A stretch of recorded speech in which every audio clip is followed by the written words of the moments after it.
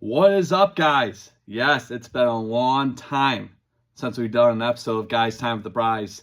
The Brys is here. I got my shirt on. I got the Michigan hat on. We are officially back. So thank you, ladies and gentlemen, for joining me again. It's about time that we've done an episode right here on Guys Time. So let's get right to it, right? The Pistons. Whew, man, I don't know. Obviously disappointed, embarrassing. You got beat by 31 points on home court, Game 7. You knew what was on the line, and you still failed. You still screwed up. You still played like absolute garbage against a subpar team, may I add. A team that gave up 22 points to the Knicks the other night and then lost in overtime. But we'll get to that in a little bit. I got to talk about the Pistons-Cavaliers, Game 7. Again, embarrassing, right? Home court. You lose by 31 points. It's embarrassing. Couldn't make the threes early. And it seemed like when that happened, Duncan Robinson's missing threes. Jenkins is missing threes. Cade Cunningham can't shoot the three-point shot. And it just seemed like when we couldn't make the three-pointers, we shut down completely. And then that changed the entire complexion of that game. Because then from that point on, the Cavaliers just couldn't miss a three-pointer to save their life. And you know what? I'm not going to blame the referees. A lot of people are criticizing the flopping, which there was a lot of it committed by the Cavaliers. It's pathetic. One of the main reasons why I don't watch the NBA throughout the regular season, because of garbage like that. But yes, there was a ton of flopping, but I'm not blaming the refs. You knew what was on the line. It was Game 7 at home. You just got done dominating in Cleveland in Game 6. You come back home, Detroit, Michigan, Little Caesars Arena, Game 7. You win, you move on. You lose, you go home. You knew what was on the line, and you still lost. So I don't want to hear, the referees were, making ticky-tack calls. They've been doing that the entire playoffs through all the games, not just Detroit Pistons games. And they made ticky-tack calls in the first round when we went up against the Magic. So I don't want to hear it. You knew what was on the line. I'm not blaming the referees. It was embarrassing. I mean, you couldn't make a shot. Got out-rebounded, got outplayed. Simply, it's that simple. You lost to a team that wanted it more. But to lose on home court by 31 points? Come on, dude. That's bad. That's not right. So from this point forward, what do the Detroit Pistons do next? Well, you got to help out Cade Cunningham. Cade Cunningham needs to be the star. He needs help. All right? He carried this team pretty much the entire playoff run. He did. No help. I mean, Tobias Harris had his, a couple of dashes of great games here and there. He had his moments, right? Jenkins did great off the bench. Duncan Robinson, he does what he does, right? But we need a superstar. We need another three-point shooter, because in this league, especially in today's NBA, you win by scoring points. Lots of them. Defense, okay. Obviously, you still need defense in the NBA. You still need defense in all sports. But the trend throughout these entire playoffs that I've been noticing, a lot of these teams are scoring in the upper 90s, upper 100s. You need a score. You need someone to help out Cade Cunningham before he decides to get the hell out of Detroit and try to win a championship somewhere else. You don't see a Cade Cunningham every so often. He's the guy for the Detroit Pistons. Got to give him some help. So that's the number one thing Detroit needs to do. Find the shooters. Find someone to help out Cade Cunningham. Number 2, you cannot give that max deal to Jalen Duren. I mean, did you see his performance in these playoffs? Whoo, man! Regular season this guy is getting talked about like he's next best thing. The greatest invention since sliced bread. He was dominant during the regular season, but then the postseason comes, the playoffs come, and then he just lays an egg, right? So here's the stats. So in the playoffs, averaging just above 10 points per game, 8.5 rebounds, 2 assists. He's shooting 51.4% from the floor. That's the postseason. Yeah, not the greatest, right? versus the regular season. Like I said, everyone's talking about how great of a player he was during the regular season. Here it is. 19.5 points per game, 10.5 rebounds, 65% shooting from the floor. And this is all according to Basketball Reference. So a complete 180 during the playoffs. And I get it, he's young, 22 years old, had playoff experience last year in that first round against the Knicks. So still relatively young, right? But dude, regular season you were dominant, and then the playoffs come, especially that series against the Orlando Magic, and you're nowhere to be found. You can't make a layup. You get out rebounded when you're damn near 7 feet tall. Come on. So do not give him the max deal. Pistons probably will, because JB Bickerstaff loves him. Whatever. I thought Paul Reed did a great job. Maybe he should have got more playing time. I don't know. I'm not a basketball coach. But Paul Reed did pretty damn well in these playoffs. When he was on that court, he did his job. Jalen Duren, not so much. Game 6, that was his best game. Game 6 against the Cavs in Cleveland, that was his best game this entire playoff run. So don't give him the max deal. So you have that going on. But now they're sitting at home. Cavaliers moving on. And as I mentioned earlier in the beginning, they gave up a 22-point lead. The Knicks forced overtime, and then they win in overtime. So if you're the Cleveland Cavaliers, what the hell happened? I mean, you had a great, comfortable lead with like 7.5 minutes to go in the game, and you blew it. And then you lose in overtime. So you have another chance to try snag a Game 1 win, and you lost. So that's the Eastern Conference Finals. The Western Conference Finals, it took 2 overtimes to win that one. The Spurs beating the Thunder in that one. So these conference finals, I might have to watch that. I mean, what a way to open up the conference finals for the East and the West. Two games that went into overtime. Lots of drama there. But the Pistons are not there. So why waste my time, right? But it's unfortunate that our season ended this way. And people are going to say, well, they won 60 games this year. A couple years ago, they only won 14. Great point. And you know what? I give a thumbs up to that. 60 wins on the season, number 1 seed, great. But you had a chance to go to the Eastern Conference Final. Game 7, you forced a Game 7. And to lose by 31 on home court, that's just a crappy ending, man. It can't end like that. And like you see Kate Cunningham, he's exhausted. He was exhausted, man. There's no way a human being can operate like that. He's not a damn machine. I mean, he acts like one, but he has no help. That's why you get another shooter. You get another superstar to help him out. Because this is a young, talented team. I think we can all agree with that. We can agree on that. This is a young, talented Detroit Pistons team that has the makings of winning a championship. Now it's the general manager's job. It's the organization's job to get the right pieces, get us some success, get us some help. Cade, like I said, he's going to get exhausted with Detroit, and he's going to leave, and he's going to want to win a championship. He's still young as well. So, I don't know. But yeah, and by the way, this is the most basketball I've ever watched in like 20 years, by the way. I mean, watching the Magic first round with the Pistons, and then obviously the second round with the Cavaliers. Most basketball I ever watched. It's crazy. But, I mean, the Eastern Conference Finals and the Western Conference Finals, I might have to watch that too. Both games going to overtime. Obviously, the Western Conference Finals went to double overtime. Spurs wins that one. They're on tonight. And then obviously, you had the Knicks come back 22 points down.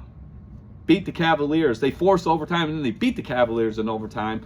They're on tomorrow night. So I might have to watch the Conference Finals. We'll see. But Pistons, 60 wins. That's great. But the season, I don't know, me, it's just a disappointment because you forced a Game 7. You're giving us hope. You're giving Detroit Pistons fans hope. And then you perform like that in a Game 7 at home. Yeah, it's not right, man. It's not good. Not a good way to end the season in my eyes. But, people are going to say, 60 wins. Whatever. Hey, like I said, don't really watch basketball. It was fun while it lasted. I will say that. But, I would like to see what they could have done against the Knicks, because we faced them in the first round last year, and it was a very competitive series. There was just a lot of instances where we had the lead and we gave up the lead, or, they just had a better night than us, or we had a better night. It was a very competitive series. So the Eastern Conference Finals with the Knicks and the Pistons this year, I think would have been a banger. I think that would have been absolutely phenomenal. But, you can't always get what you want, right? Good Rolling Stones song there, all you classic rock fans. But that's the Pistons. Now, another Detroit team we got to talk about, because now they're the center of attention.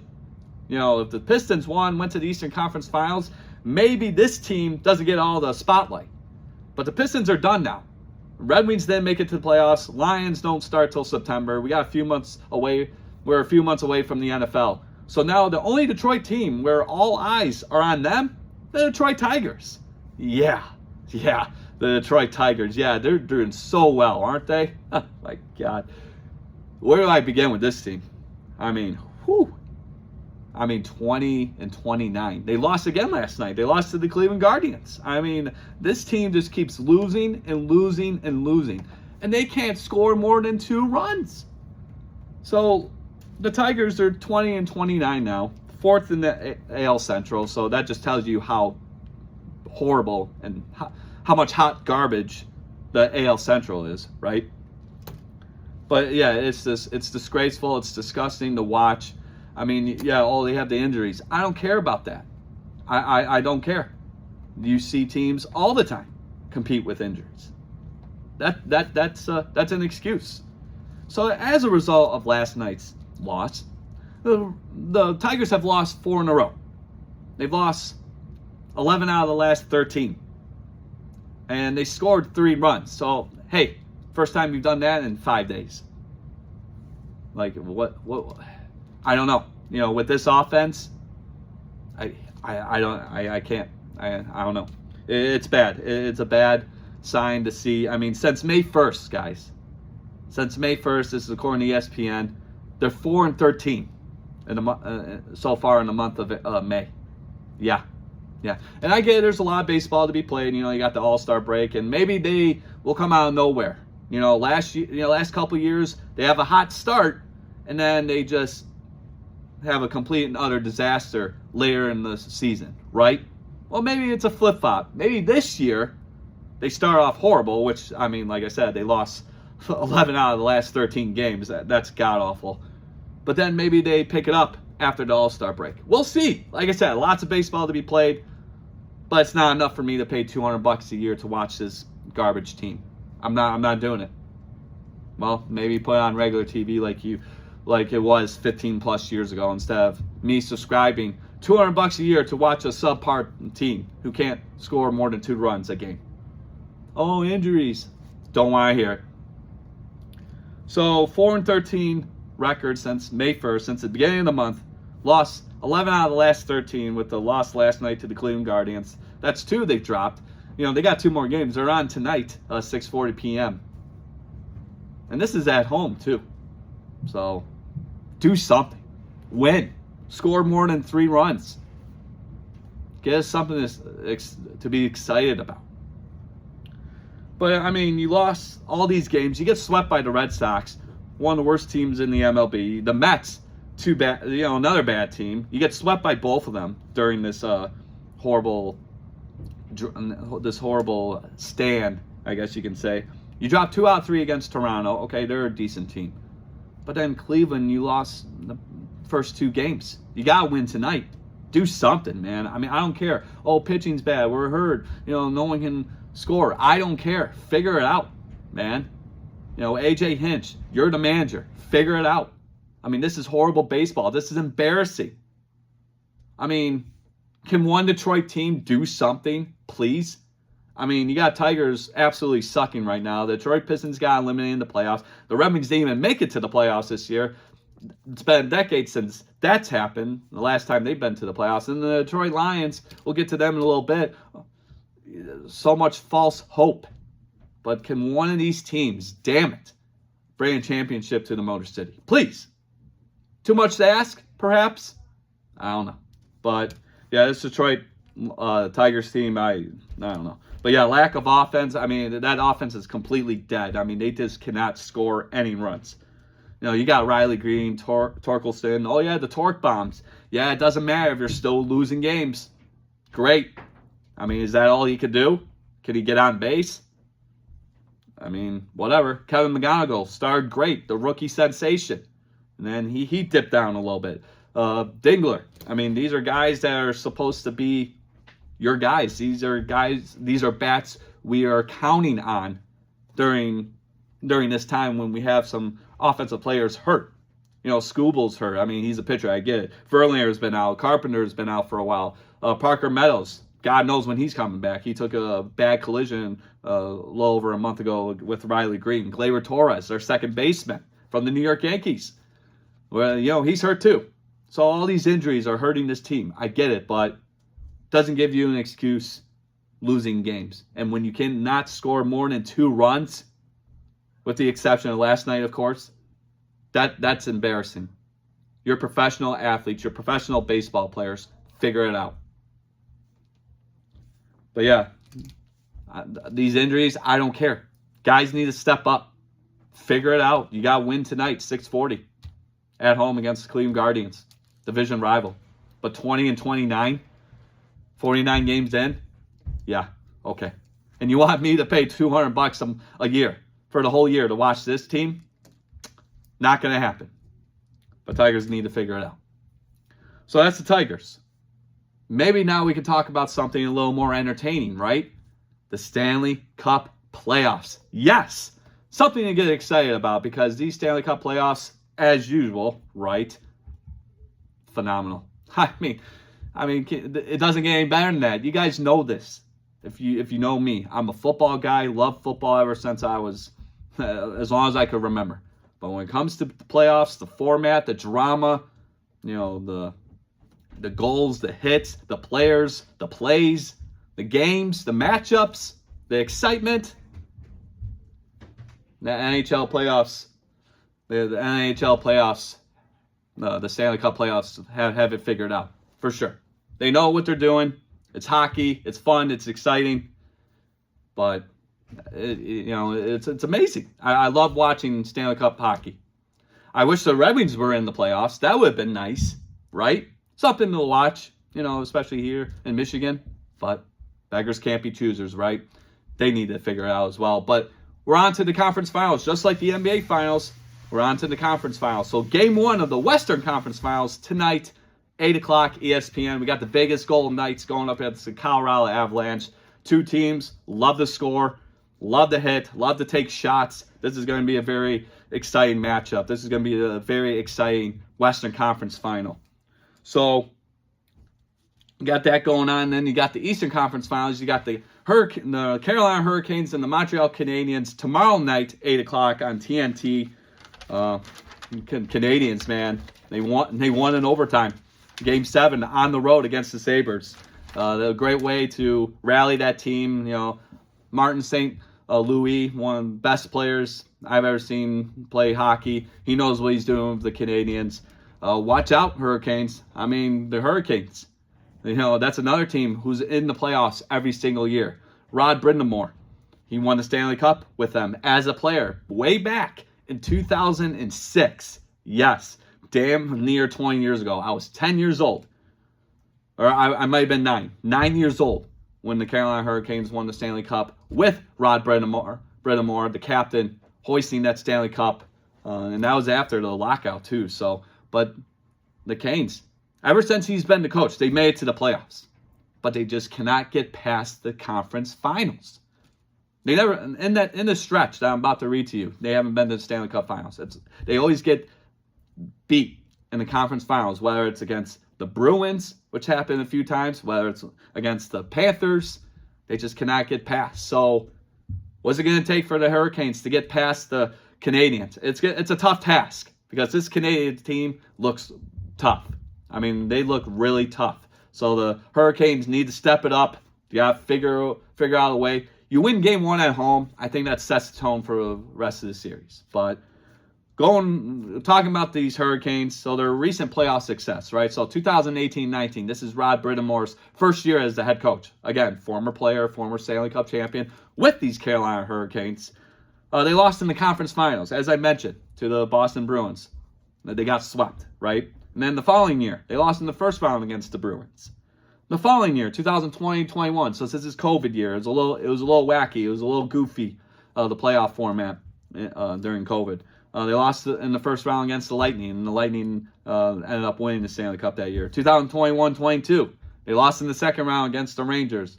The next year, they lost in the conference finals again, this time to the Panthers.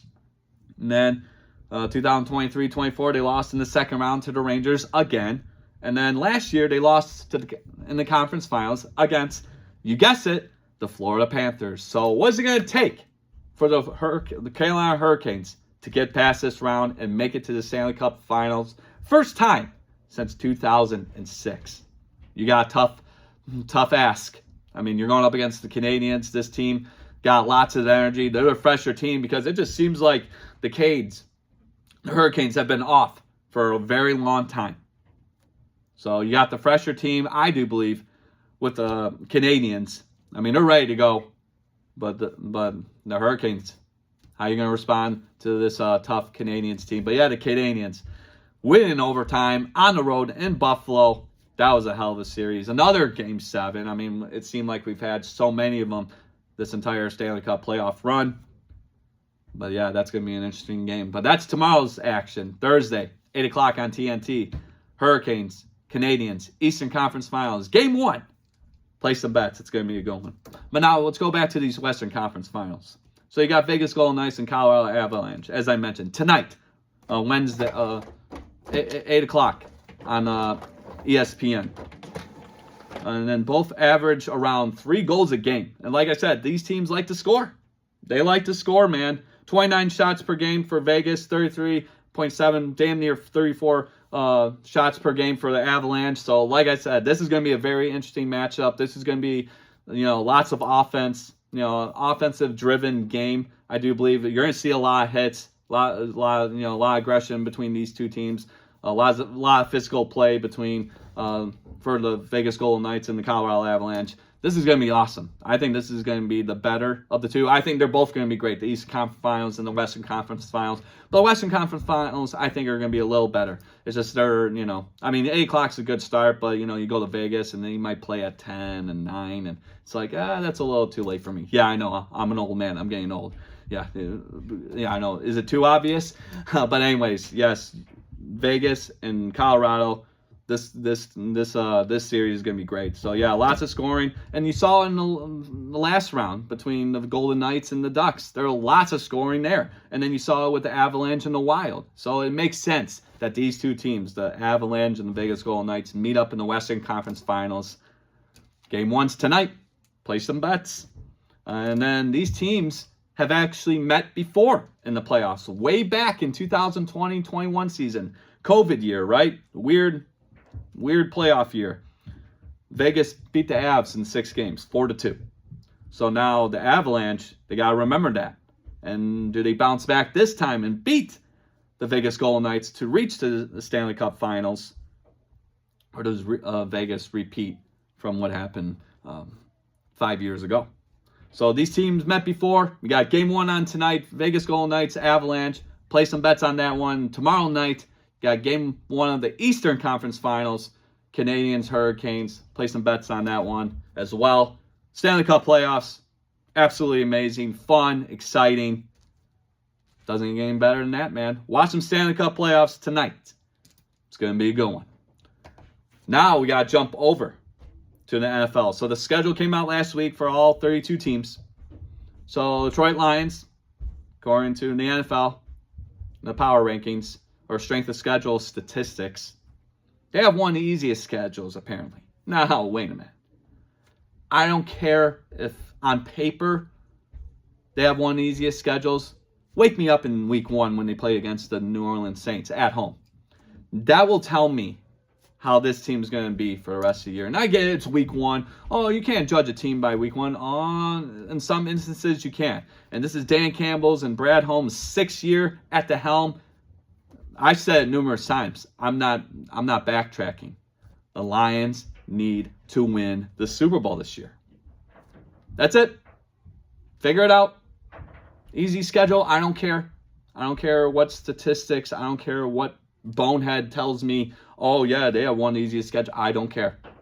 Week 1 at home, New Orleans. Play your ass off. Because then the following week, you got Thursday Night Football in Buffalo. Yeah, that sounds fun. But if you win that one, okay. We might be working with something here. But this whole easiest schedule, toughest schedule, garbage, I'm not buying it. But yeah, like I said, wake me up in week 1 when week 1 begins, and we'll see how this team does. But yeah, you got New Orleans. New Orleans is on the clock. Figure it out, win. But you got to win the Super Bowl. You got to go to the Super Bowl. Year 6 under Dan Campbell and Brad Holmes. What's it going to take, dude? I don't know. But the draft. I was actually really pleased with how the draft went for the Detroit Lions. You addressed issues that needed to be addressed, a.k.a. the offensive line. And you got your guy. Offensive tackle Blake Miller from Clemson. Great. Because now finally we can move some guys around. You know, with Penei Sewell and then Christian Mahogany. You got all those guys. And then obviously you got to replace Taylor Decker. You got to replace Graham Glasgow. Frank Ragnow, obviously. But yeah, this offense line is beefed up. You know, we got a running game. We got Jahmyr Gibbs. Obviously, he's the guy. And then you picked up Isaiah Pacheco. I actually like that because he's the strong running back. He's the guy who can get you a couple yards, or he's your goal line running back. I like that. But for this to work, your offensive line needs to do their job. Your offensive line needs to be existent. Because if the offensive line is doing what they're doing, it opens up the running game. And when that opens, Jared Goff has all day to throw. I mean, we've seen this a couple years ago when they went to the NFC Championship game. That offensive line got them there, in my eyes. So, Blake Miller, I like it. And then your second round pick, you got Derek Moore, edge rusher from Michigan. Okay, compliment to Aiden Hutchinson because he can't be the only one rushing, get a pass rush on the quarterback. I like that too. But how often is he going to be playing Derek Moore, right? I mean, how many reps is he going to get? And then past couple of years, we've dealt with all these injuries. You got to figure it out on both sides. But the offensive line was addressed. Edge rushing was addressed. I like it. But now we have to see when the regular season starts. I'm not going to get my hopes up. I'm just saying this team needs to go to the Super Bowl and win the damn thing. That's it. I mean, that's the prediction. It's not me being like, oh, yeah, the Lions are going to win the Super Bowl. No, they need to go to the Super Bowl and win the damn thing. But, 31 other teams want that trophy as well. They want the Vince Lombardi trophy as well. You had opportunities many, many times before. You got to do it this year. So, you got easy schedule with the Lions, right? Now, one of the tougher schedules, I guess you can say, the Arizona Cardinals. Okay, this team has been god-awful for years. I can't even remember the last time they were even good. Oh, yeah, that's right, when they went to the Super Bowl 42. Yeah, or no, 43 rather. Excuse me. Super Bowl 43, Pittsburgh Steelers, Arizona Cardinals. You remember that, right? Kurt Warner, Larry Fitzgerald, San Antonio Holmes with that amazing catch, one of the greatest catches I ever seen. That was really the last time they were actually pretty damn good. With Kurt Warner as quarterback. He hasn't played in the NFL in over 15 years. But now you got the Arizona Cardinals. And this is a team that, I don't know, they're just awful. They're an awful football team. Top 5 in sacks given up last year. They've given up 59 sacks. So how does that help out your running game? You drafted a running back, Jeremiah Love, out of Notre Dame. And you have a running back class of Tyler Algier, James Conner, Trey Benson. So how's the running game going to work for all those running backs, for those gentlemen, when your offensive line is absolute garbage? 59 sacks last year. And you lost your quarterback too, may I remind you. Yeah, thank you. We have to see him. We have to see Kyler Murray twice a year now with the Minnesota Vikings. So what? Jacoby Brissett's your quarterback now? Yikes. Okay, so not the greatest quarterback. Your offensive line is hot garbage. Got too many damn running backs in the running back room. Arizona, what the hell are you doing?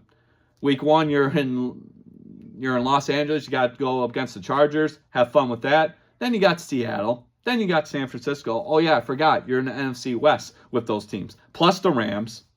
You're at New York Giants. Don't sleep on them. Then you face us, week 5. Away, right?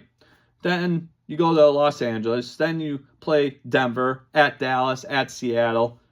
You got Kansas City, you got Washington, you got Philadelphia. I mean, dude, do you understand how this is exhausting? I mean, those were some top 5 teams right there. But again, like we'll say with the Lions, let's see what this team is made of week 1. I'm not expecting much because it's the Arizona Cardinals. You didn't really address anything. I mean, you got your superstar, Jeremiah Love. Oh, yeah, we got to sell tickets. But you didn't address the offensive line, giving up 59 sacks last year. Whoo, man, that's not good. That's embarrassing. So we'll see what the Arizona Cardinals can do. But that schedule right there so far, first 8-10 weeks, yikes. But it's all on paper. Week 1, like I said, we'll see what happens. But the Lions, no, like I said, I'm not getting my hopes up. I might not even place a bet for them to win the Super Bowl like I did last year and the year before. I'm just going to see what this team is made of. So, but yes, to end this episode today, ladies and gentlemen, the notorious Conor McGregor. Is he back? I mean, ESPN, MMA sites, all the social media indicates July 11th, International Fight Week. He's going up against Max Holloway. Last time these two fought, 2013. On the prelims, may I remind you. Yeah, it's been that damn long. 13 years. And now here we are. They're going at it again. So, I don't know. I want to see him in the octagon. When that bell rings, when him and Max Holloway meet in the octagon, ready to beat the crap out of each other, then I know it's legit. But right now, I don't know. A little skeptical about it. I really am. But all you people who want to believe it, he's back. He's back. The notorious Conor McGregor. Hasn't fought in 5 years. We'll see what happens. And then I hope you guys watched Gina Carano and Ronda Rousey. Yeah, that was only 17 seconds. But what did you expect, right? Ronda Rousey takes down Gina Carano. Armbar. It's over. Right? It's over. Yeah, it is what it is. But yeah, had that going on. Netflix, Jake Paul trying to compete with the UFC when it comes to mixed martial arts promotions. It's just money everywhere. Just a money grab. It's chaos. I don't know. I guess UFC is not the only one around anymore. It isn't. You still got Bellator, you got all these other promotions, but I don't know. We'll see. I mean, it was okay. Nothing to really get too excited about. But you had that going on. I hope you enjoyed that. 17 seconds between Rousey and Carano. But yes, Conor McGregor. He might be back. I'm a little skeptical. We'll see, though. But yes, ladies and gentlemen, we finally did it. We're done. First episode in many, many months. So thank you so much for joining me right here on Guys Time today. You guys are amazing. This episode will be available later tonight. Latest, probably tomorrow. I'll try to get it out tonight for you guys. But thank you for joining me. You guys have been awesome. As always, Guys Time's here to stay. We'll get the ball rolling. We'll get new episodes out. Try to do every Wednesday from this point forward. But you guys were amazing today. Stay safe out there. As always, follow me on Instagram. Follow me on my YouTube channel at Guys Time with the Brys. I will place this video up for today's episode, and you can view it. And then the audio version of this episode will be available on Apple Podcasts, Spotify, wherever you listen to your podcasts. Just look up Guys Time with the Brys, and the new episode, today's episode rather, will be right there waiting for you. enjoy. All right, take care, guys. You guys are amazing. Thank you for the support. Watch some Stanley Cup playoffs tonight. Play some bets. Watch some NBA playoffs. Both the Eastern Conference and Western Conference finals game ones were absolutely phenomenal. We'll see what happens with that. And then Conor McGregor. We'll see if he's legit about returning in the octagon. All right, see you later, guys. Have a good one. Stay safe. Thank you so much. You are amazing.